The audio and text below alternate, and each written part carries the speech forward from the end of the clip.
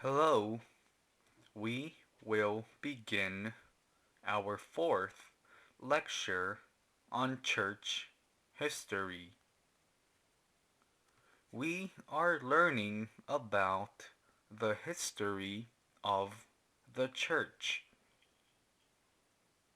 Church history is divided into the apostolic age and the post apostolic age.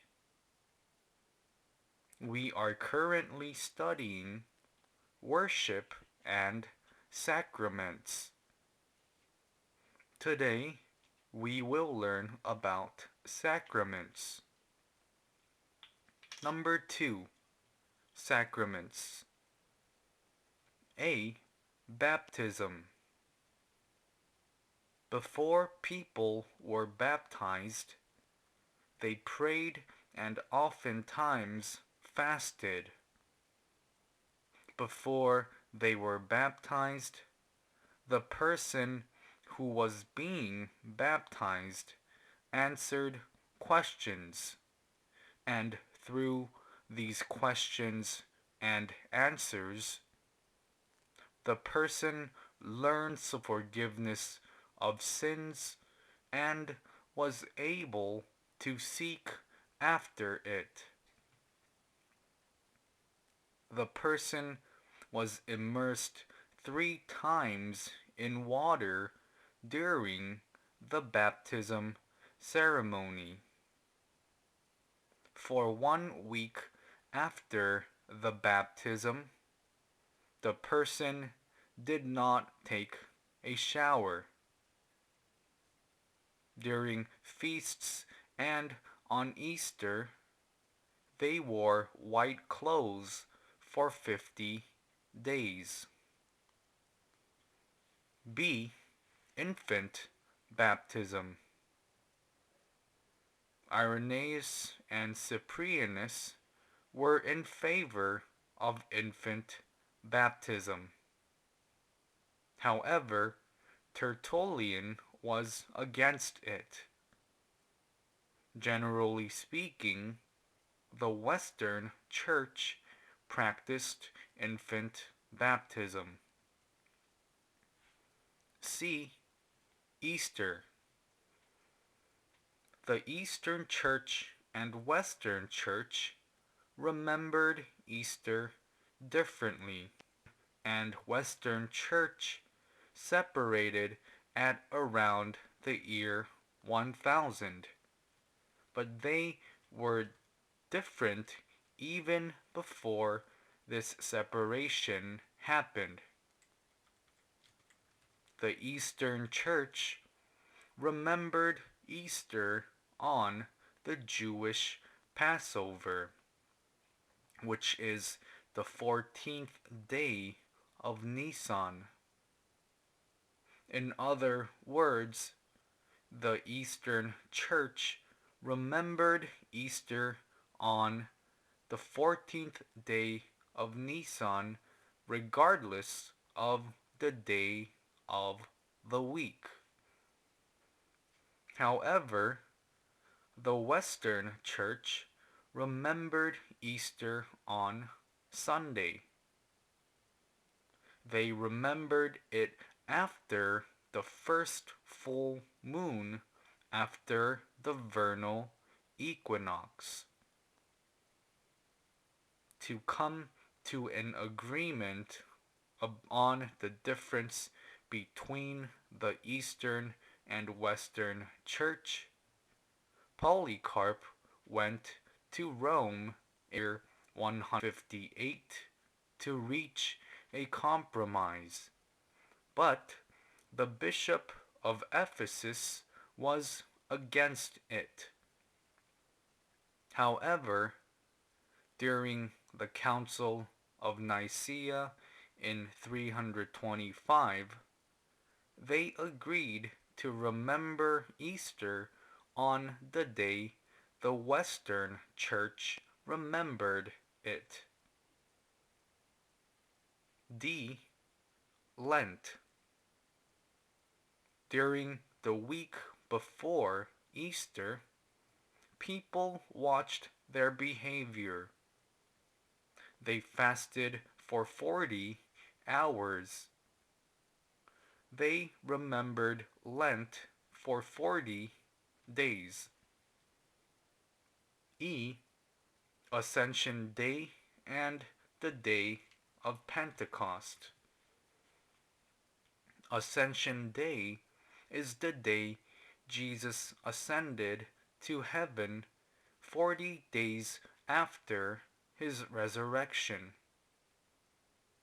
People remembered the 50th day after Jesus' resurrection as the day of Pentecost. F. The Feast of the Epiphany. Epiphany means that the Lord appeared. Before the Feast of Christmas existed, people remembered the Feast of the Epiphany. They celebrated Jesus' baptism and the day of his coming. Number 16. Life and customs. Number 1. People did philanthropic work and gave to charity.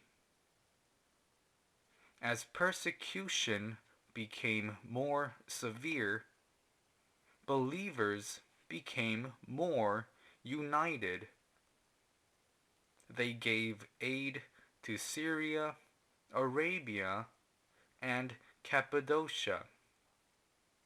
In Carthage, where disease had left behind many corpses, believers removed corpses to prevent spreading of diseases. Number 2, they lived clean lives. While the people acknowledged marriage, they also honored men and women who were celibate. They did not allow people to remarry after divorce.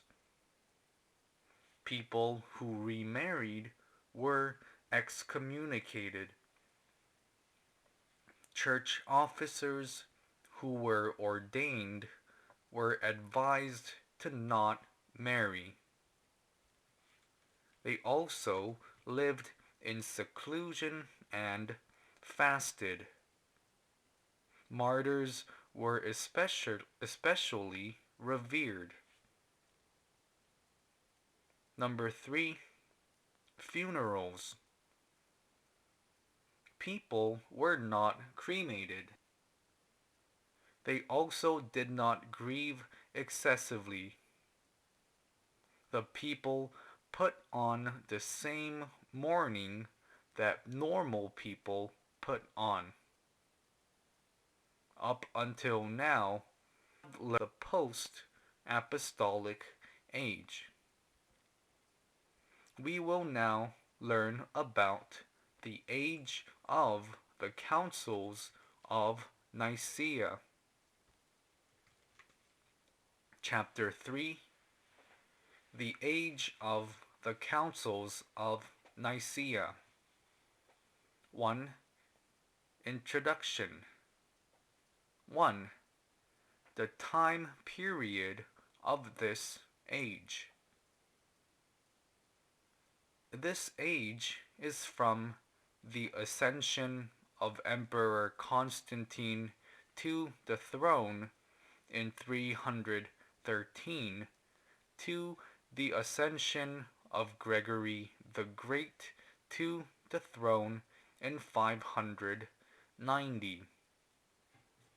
Scholars disagree on the time frame, but we will set the time period to 313 to 590.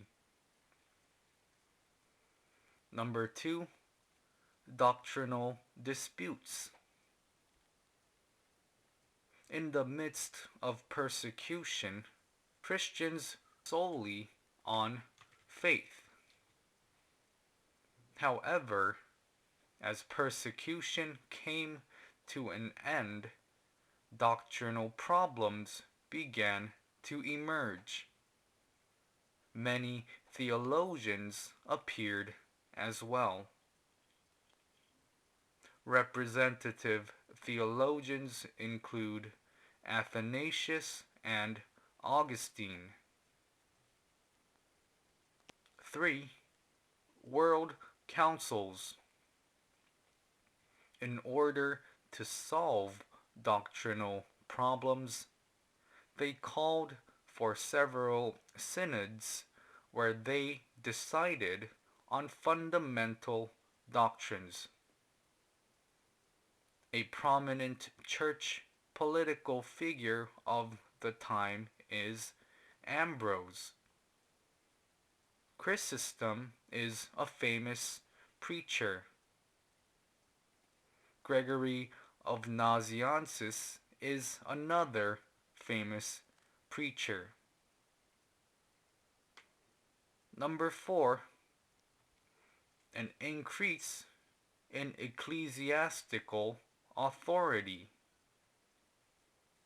As Roman political power weakened, the gospel movement grew. Church leaders became more powerful, and the Pope of Rome also grew in power. Consequently, Christianity became the state religion, and it came to hold government office.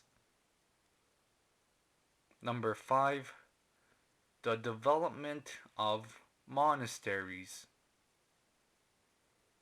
The church became more secularized as it held more government offices. In response to this, asceticism and monasticism became prevalent, which led to the creation of monasteries. Number 2, Constantine the Great. 1. The life of Constantine the Great. Constantine was in Nice in the year 274. His father was Emperor Constantine Chlorus of West Rome, and his mother was Helena. Constantine was a brave man who fought well. Following the death of his father, there were 6 candidates for the position of Emperor of the West. But in the end, Constantine was able to defeat Maxentius. He married the sister of Licinius, the Emperor of the East. These 2 emperors announced the Edict of Milan and officially acknowledged Christianity.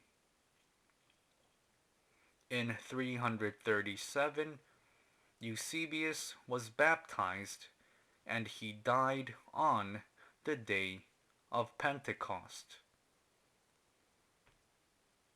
Number 2, the story behind the Great's faith.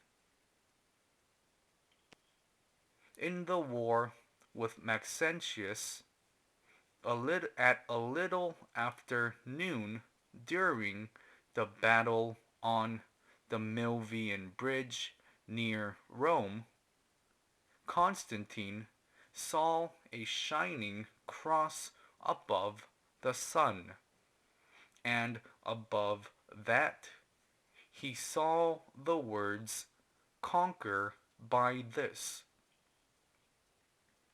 On that night, Jesus appeared to him in a dream. Jesus showed him the cross and commanded Constantine to make it his flag.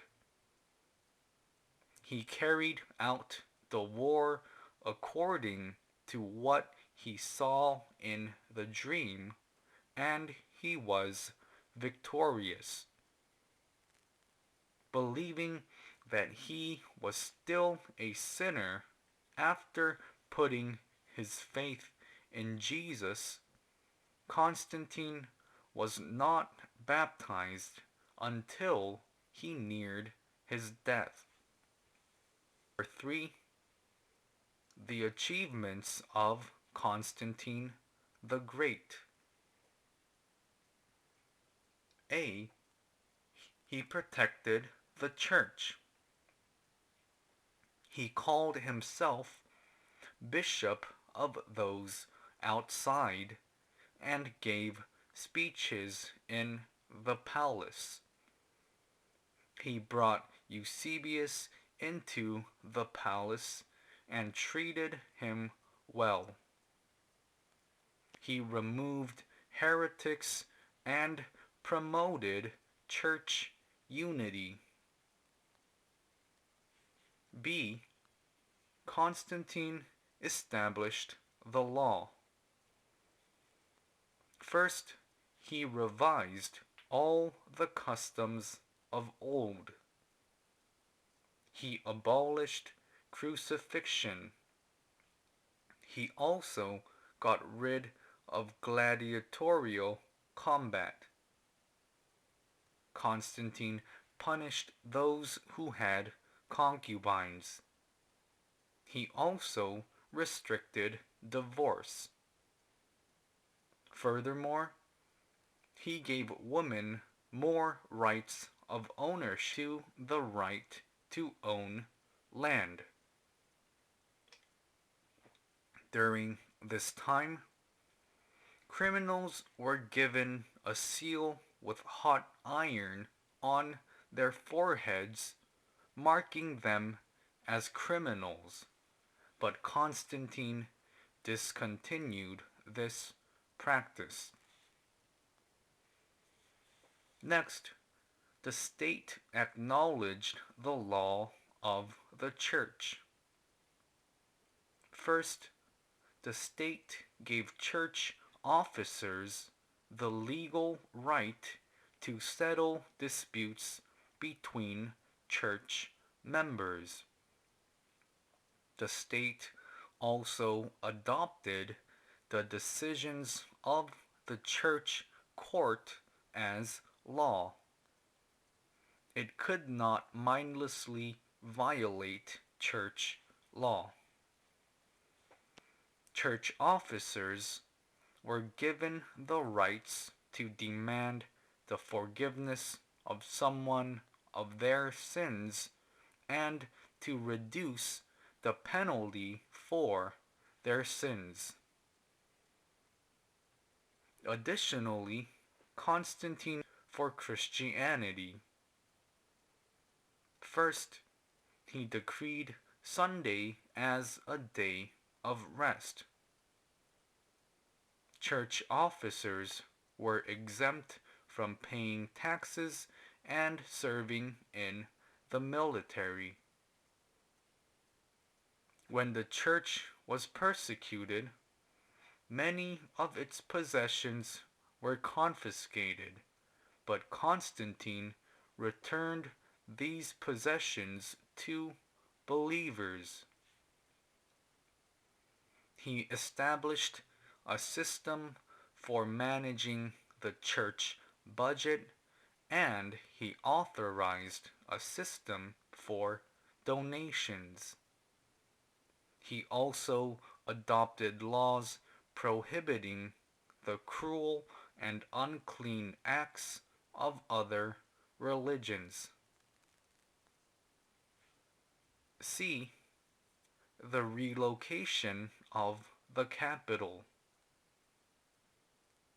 Around the year 332, Constantine relocated the capital to Constantinople. There were several reasons why the capital, and one of the reasons was to keep the Persians in check. He always wanted to form a new Christian capital. Another reason was he wanted to have his name known by future generations. D. Constantine had flaws. Thinking they were attempting to steal from him his kingship, Constantine killed his wife, son, and nephew. E. Constantine's successor. He had 3 princes, and these 3 princes divided the empire, and each of them reigned. The eldest son's name was Constantinus. The second son's name was Constans, and the third son's name was Constantius. The Constans killed the first son and reigned over the nation with his younger brother. But 10 years later, the second son was killed by an assassin, and the whole country was united under the third son. Let me summarize Constantine the Great's achievements. First, he banned idol worship. He confiscated pagan temples and gave them to the church. At this time, Christians were the only ones who were allowed to hold offices. Number 3, the Councils of Nicaea. 1. The date and time they were convened. The council was convened between May and June of the year 325. Emperor Constantine convened the council. Number 2. The method by which the council was convened. Letters of invitation were sent to the bishops scattered around the Roman Empire. Each bishop was allowed to bring along 2 elders and 3 attendants. Their expenses were covered by the state. Number 3. Reasons why the council was convened. This is something we mentioned when we discussed the sacraments of the post-apostolic age. A. It was about the date of Easter. The Eastern Church remembered Easter on the Jewish Passover, while the Western Church valued Sunday and remembered. B. Arianism.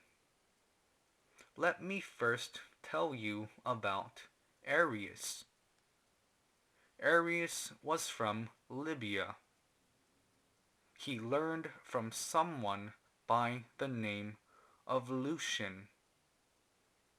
Lucian was an anthropologist of that time who mastered the interpretation of the Bible. As an elder of Alexandria, Arius had great influence. He was short and his body was weak, but he was a theorist who spoke very clearly. He was passionate, and because of his life of abstinence, he gained many followers. Let me talk about the main problems with Arianism. Arius saw Jesus Christ as a creation. He said, Christ truly, nor was he of the same nature to God or an equal to God. His sole duty was to serve as an intermediary in the creation of the world. He argued that Christ did not possess the nature of God. He said Jesus had the option to choose between good and evil, and by doing good, he was rewarded. Because of the conflicts between Arius beliefs and Orthodox beliefs, this incident had occurred. When Bishop Alexandros taught about the Trinity, Arius the Elder attacked him. In 320 in Alexandria, the regional synod was held. The synod expelled Arius and bishops who agreed with him. Arius' influence grew, and he traveled from region to region, giving opposition speeches. Eusebius, who was the famous bishop of Nicomedia at the time, joined Arius. Arianism spread widely in the East. The emperor tried to control the situation through Bishop Hosius of Spain, but he did not succeed. To solve this problem, the Council of Nicaea was held. Number 4. The members who participated in the Council of Nicaea. Eusebius recorded 250 attendees, while Athanasius recorded 318 attendees. There seems to be a difference in because of the different date and times on which they took note.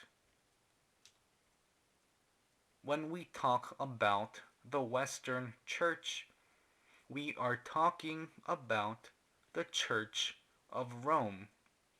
And because Rome was far from this place, and because Romans did not speak Greek, only 10 of them attended the council.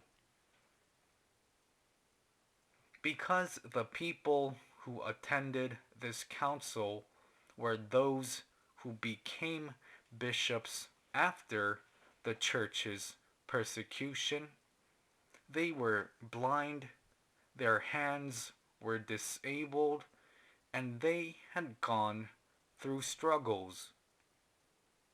In this way, a wide variety of people attended the council. The people who attended were divided into three parties. First, the Arians. Eusebius, the bishop of Nicaea, Sidon, and the bishop of Ephesus were among those who belonged to this group. Next, there was the neutral party. Eusebius of Caesarea is a representative figure of this group. Next was the Orthodox party. They were few in number, but very influential people were in this party. Alexander, Hosius of Cordova, and Athanasius are among the members of this group. Number 5. The proceedings of the council. The emperor himself participated and gave a speech. The council had a president, and although we do not know specifically who it was, we believe it was Eusebius or Hosius. Arius supported the idea of homoousios, which means like substance, while Athanasius supported the idea of homoousios, which means one substance. Arius organized their beliefs and drafted a creed. He submitted the draft, but it was dismissed. Eusebius of Caesarea also drafted a creed and submitted it. The dispute focused on whether God is consubstantial with Christ. Athanasius, who supported this idea, did not give an abstract defense, but he made a claim based on the idea of salvation. Number 6. Resolutions. First, Eusebius' draft was revised and the debate came. They decided on Athanasius' claim. Next, they had every member sign it. The council decided to remember Easter on Sunday, just as the Western Church had practiced. They also established 20 rules regarding church government. The council came to an end on July 29, 325. After that, several councils were held. Number 4. Christological disputes. Several councils dealt with Christological disputes. There were a series of these councils. Number 1. The Second Council. The Second Council took place in Constantinople in the year 3. The council was called by Emperor Theodosius. The president of the council was Gregory of Nazianzus. The council discussed the rejection of Apollinarianism. Apollinaris said that Christ's human nature was limited. He argued the human spirit was replaced in Christ with the Logos. Because Christ did not have a human spirit, his human nature was limited. The council came to the following conclusion. They rejected Apollinaris' theory as being wrong. They said Jesus Christ is fully God and fully human. The third council. The third convened in Ephesus in the year 431. It was called by Theodosius II. The council was about Nestorius' assertion. Nestorius claimed Christ was not God, but he housed the Logos. He spoke as if there are two persons in Christ. Kyrillos, bishop of Alexandria, protested against this. The council reached the following resolution.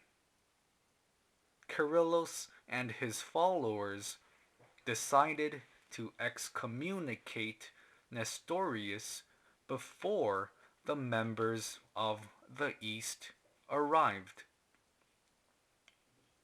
The Nestorians who later arrived decided that Kyrillos and his followers are heretics. 435, Nestorius was banished to Arabia. We make the proper claim that Christ is one person with a divine nature and a human nature. 3. The Robber Council. This council was held in Ephesus in 449. It discussed the subject of Eutyches' Monophysitism. He said Christ consisted of a divine nature and a human nature, but the divine nature of Christ absorbed his human nature.